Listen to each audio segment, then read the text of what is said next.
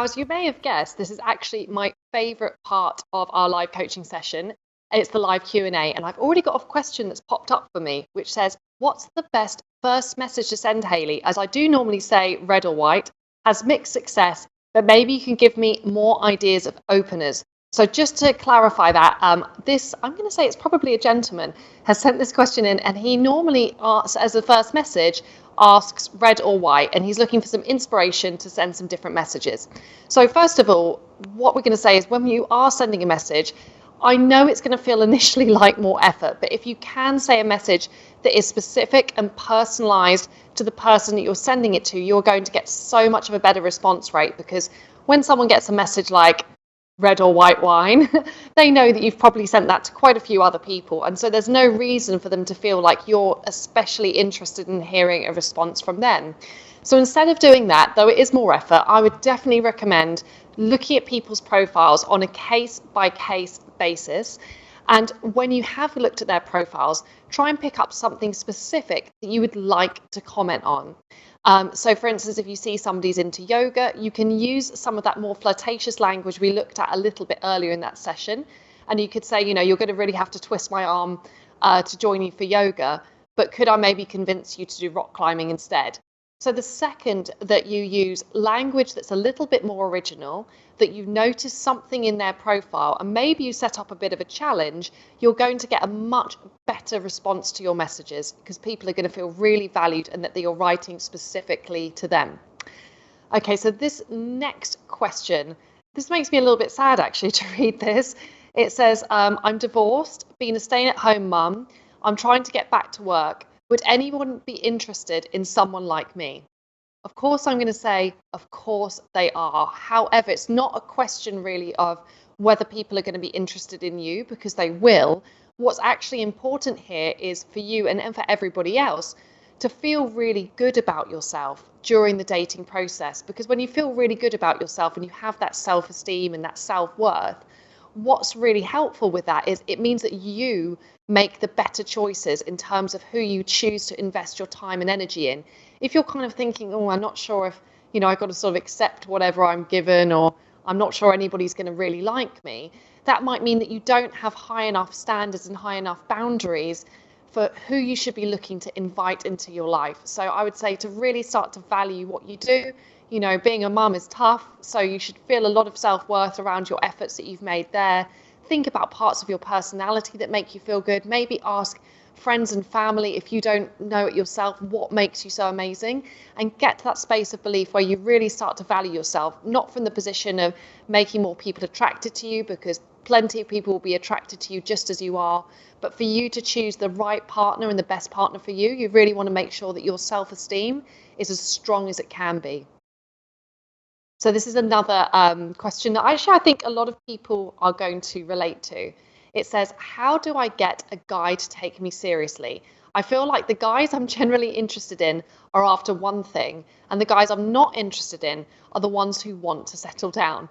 So this is the classic dating question, isn't it? It's like all the ones I like don't like me, and the ones that I like, no, hang on.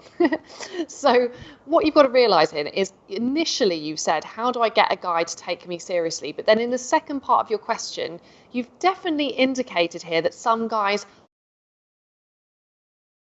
So I think maybe it's less of a question of that, that validating that there's nobody that likes that do. It may be about shifting your standards and what you're looking for a little bit, so that you start to value how some of these other people are showing up for you. So rather than perhaps meeting someone, they make a really strong first impression on you, and then you're sort of feel disappointed if they don't necessarily want the same kind of relationship. Instead of getting into this mindset where you're like, okay, how do I convince this person or to like me more, or to have a relationship with me, or even thinking that if they're not going to have a relationship with you, that they must want to have a relationship with someone else. Instead, really, it's about pivoting and starting to value the guys out there who are turning up and are showing that dedication to building that partnership with you. Because if there's one thing that we know makes a really big difference in terms of how successful dates are, it's going to come down to both parties being really willing to build that relationship together. So I would say to start valuing the guys that bring that to the table, and if someone perhaps disappoints a little bit on that, maybe actually valuing them and their opinion a little bit less.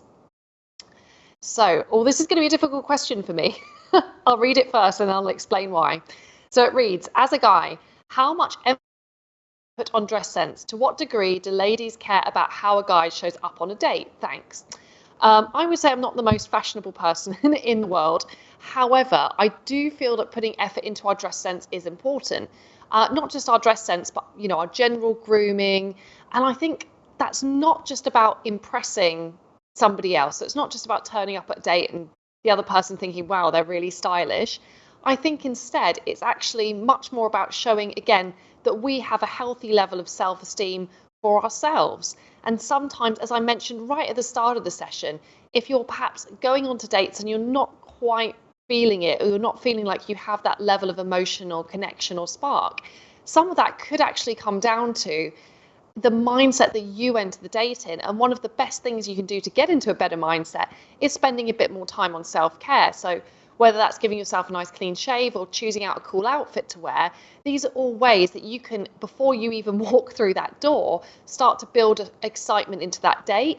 And then for the other person, when they see that you've made that effort and that you also take care of yourself, it's a really attractive quality for them, because again, it's saying these really good qualities about yourself. So remember, whether it's sending someone a message that you've taken the time and effort to write a proper message to them instead of just sort of sending a bit of a cut paste, or getting dressed up really nicely for your date, effort is actually very attractive, and it really sends the right signal that you're looking for something really meaningful. So I'd definitely make that effort, not just for them, but for you as well. So another question has come through. Is there any kind of date scenario that seems obsolete? Location, activity, etc. What are some innovative date scenarios that have developed recently or will blossom? Well, this is a very interesting question. Good use of language here as well. I can see that you're probably not going to have too much problem being creative on your messages. So I think in 2020, we've had to be quite creative with our dates, because a lot of the normal dates that we would have liked to have gone on have, of course, disappeared into the ether. So when it's come to video dates, it's been, instead of just having a chat with someone, it's been, can you make a recipe together? Could you do a virtual tour of your flat?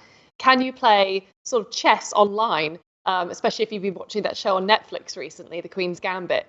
So there's always ways that you can make even just something as banal as a video date much more exciting. And when we are eventually allowed to go out into the real world and have dates again, I'm a huge fan of doing activity dates, purely because when we first meet someone, particularly someone we haven't met in real life, it is it can be a bit tricky to get that conversational ball rolling, and it can take some time for people to relax and to actually settle into getting to know one another. And of course, when we're not relaxed and we're not being ourselves, we might not necessarily put across who we are in the right way, in a way that would make anybody else realize that there's compatibility there. So to help assist the conversation, to give you time to get to know one another, doing an activity or having something going on in the background can be very helpful. That could be a walk around a Christmas market, if we're allowed those. It could be going punting on the river. It could be going for a long wintry walk with a nice hot chocolate. All of these activity dates will work really, really well, because you're going to find that conversational topics become up more easily. It gives you more chance to relax, and again, more chance to make that vital first impression. And also, don't worry that by suggesting a date that's a little bit more of a commitment, like going to a yoga class together or going for a countryside walk, that might put off the other person. Because a good space to come from in this is to remember you're looking for someone who's willing to take the same effort as you to build this committed, amazing, incredible relationship. So if you want to really create a good filter around who is in the right mindset and who is willing to make the same effort as you, then perhaps going in with a date which requires a little bit more investment in terms of their time and energy could actually be a good shout. So this is a question about the spark that's just come in, so our topic for the day, which is how to maintain the spark if the first impression made by a person is fading away.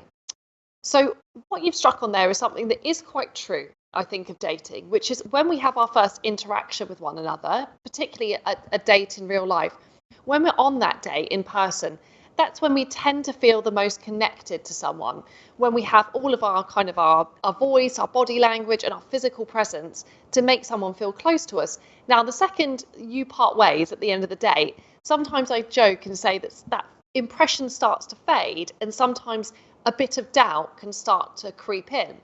So what we want to do is we want to do things to make sure that initial impression lasts. And I've got a few tips on how you can do that.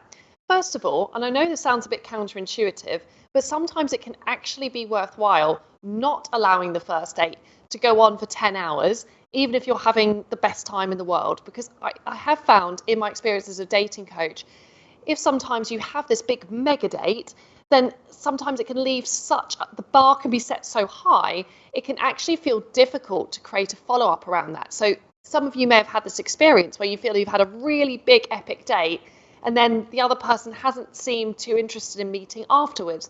So sometimes when we are building that emotional intimacy with someone, it's actually better to do it piece by piece. So maybe aim for your dates to be 2 or 3 hours. I think that's a really, really good length of time for the date. Second point, make sure that you're having a quality level of connection and conversation.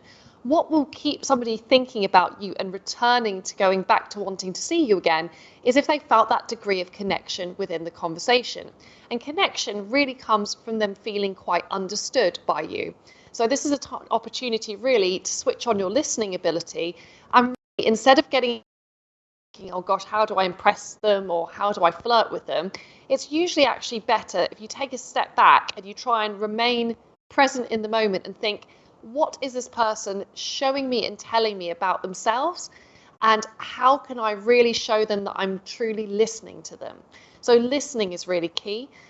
This will also help you, I think, in your follow-up. So to maintain that strong first impression, again, just like I mentioned during our live coaching formal session, it's not actually about maintaining someone's interest, isn't actually about consistently checking in with them every single day. Instead of fearing that you're going to lose someone's interest if you don't check in every day, instead focus on having meaningful contact. So I would suggest after you've had that first date, if you liked it and you'd like to see them again, send them a follow-up message, ask if they got home safely. If they respond enthusiastically, I would try and set up another date, get that date in the diary, and then instead of having sort of a lot of chit chat, really focus on having those in-person interactions or those video call interactions, because they are so much more meaningful than just chatting on WhatsApp. So I've got another question here, which is about one of my favorite topics, which is confidence. This person writes, how to feel confident in yourself and proud of your own achievements when the other person is more accomplished than you in terms of career, life, love, etc. Wow, that's a really good question. And I also would like to say, I think literally all of us, like I definitely feel this way. Don't all of us feel sometimes like our achievements are just so mini, and we look around at the outside world and we're like, oh my gosh, everyone's doing so well. So just first of all, know that it's not just you that feels this way. It's like everyone has moments of feeling this way. And I think how you feel more confident about yourself is, first of all, we have to exit this desire to compare. I know that this is we're living in the age of social media, and it really kind of prompts us to do this all the time. But when we compare, it often we're kind of comparing what you could say is somebody else's highlights reel with our kind of behind the scenes footage. So it's not a fair comparison. Secondly, remember that any judgment over someone being in or out of someone's league, that's just a value judgment by someone. There are no leagues, and there is no someone being superior to someone else. We are all equals. What we might bring to the table and what we might have done with our lives might be slightly different, but we are all equal as human beings. So don't allow yourself to get sucked into making kind of arbitrary judgments over who is better than the other person.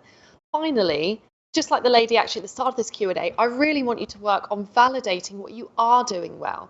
And what you are doing well doesn't have to be an amount of money in your bank account or amount of followers on social media. It could be that, you're a great brother or a great father or a great son or a great friend.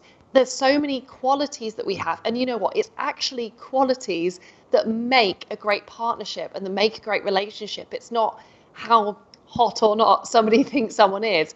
So really, whenever you walk into a date, remember to validate everything that you're doing with your life, all the great actions you're taking, your morals, your values, because these are the qualities that actually in the long run are going to make. So focus on that and don't focus so much on those superficial qualities. Oh, we've got another question about values here, which is how to check/test. Oh, that sounds a bit like GCSEs. Your date's values during the initial date. So I think the basis of this question is actually very good. It is good to go onto your dates with an idea of what kind of person you might like to attract and what values you might like them to have.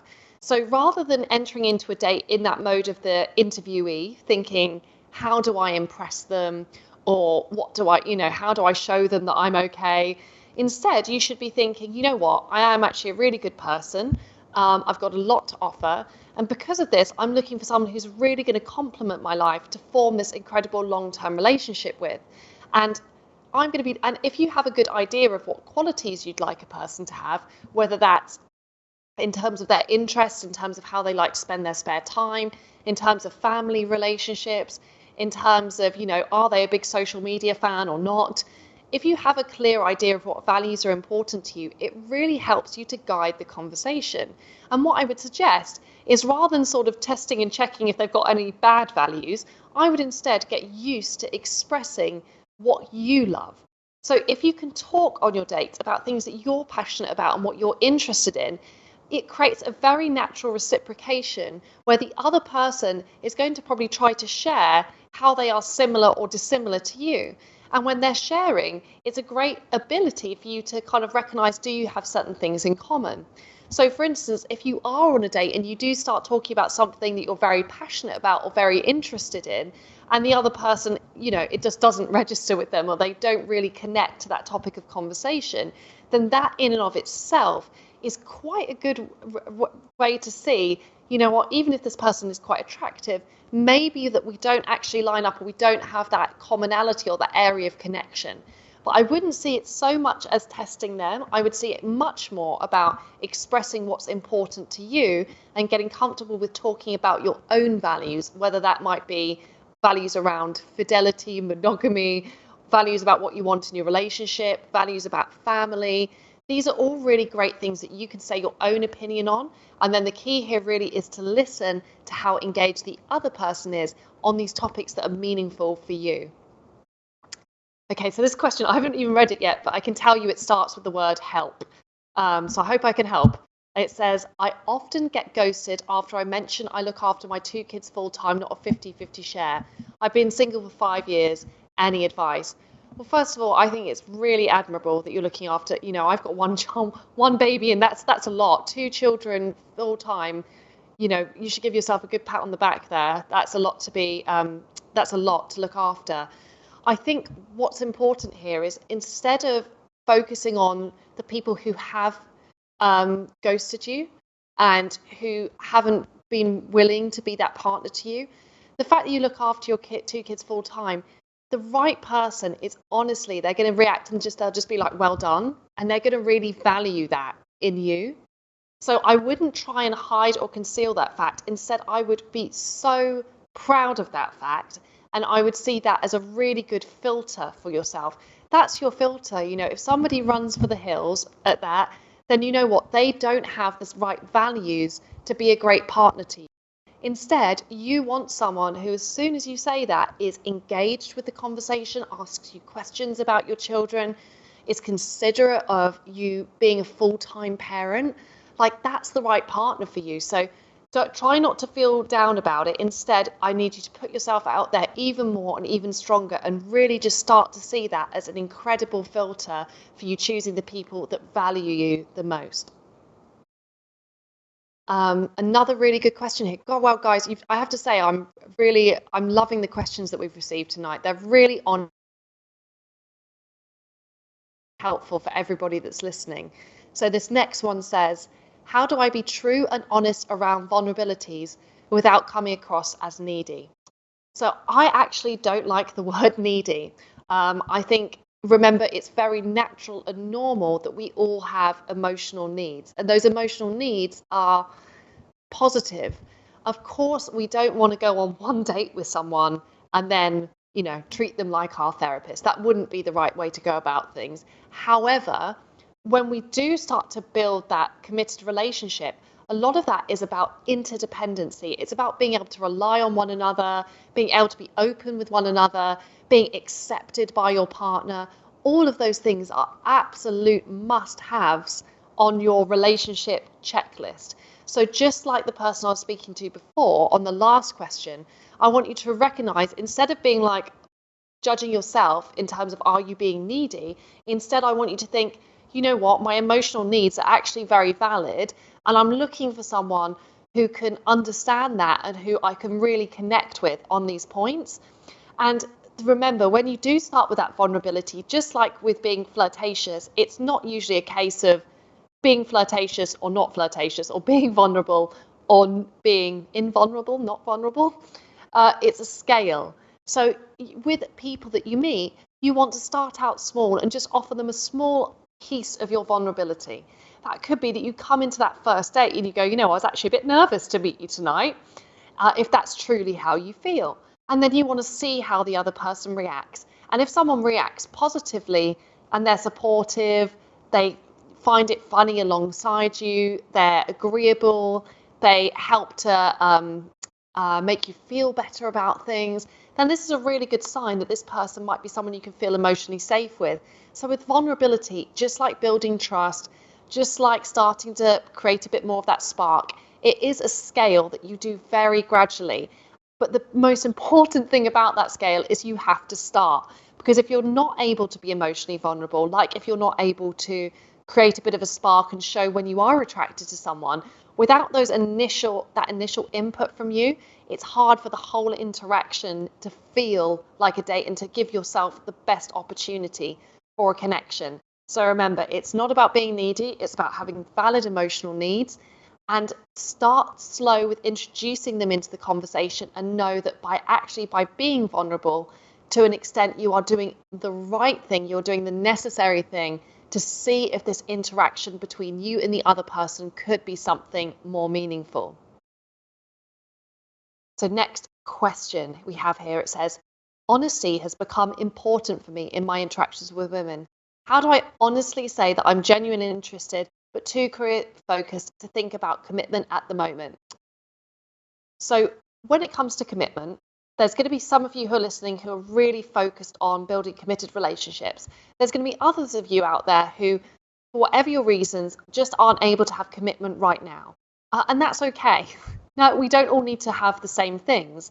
However, what is important here is to be upfront about that. Because just like I've been saying throughout the rest of this Q&A, when you have a strong value around something, like the fact that right now you're not able to commit, it's important that you put that out there early on, because that is a brilliant filter for you. It will help you to attract the people that are actually best suited to you.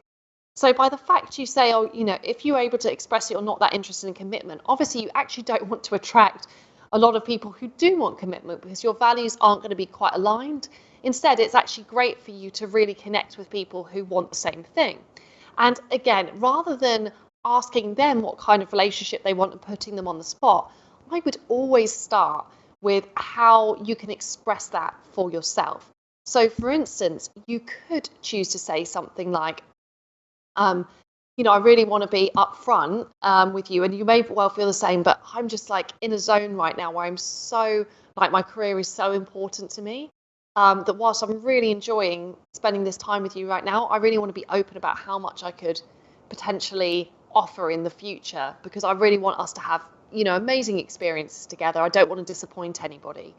And usually by saying something like that, by being really honest and open about what you can offer someone early on, before they've had an opportunity to form feelings or a sense of connection for you, that does the right thing in terms of it gives them the choice to think, oh yeah, that actually lines up really nicely with what I want, great, or you know what, I actually really am looking for something serious, so this isn't going to be the best person for me to invest my time and energy in.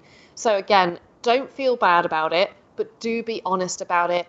Offer that information freely, offer it at the start, early on in the first few dates. and then allow that to be an amazing filter for you meeting the people that are closest to you in terms of what you want. And last, maybe we have another question on the spark. So it says, creating the spark is usually not a problem for me. Oh, well done. But maintaining it is. How do I keep the spark either a dating partner or in a committed relationship? Thanks in advance.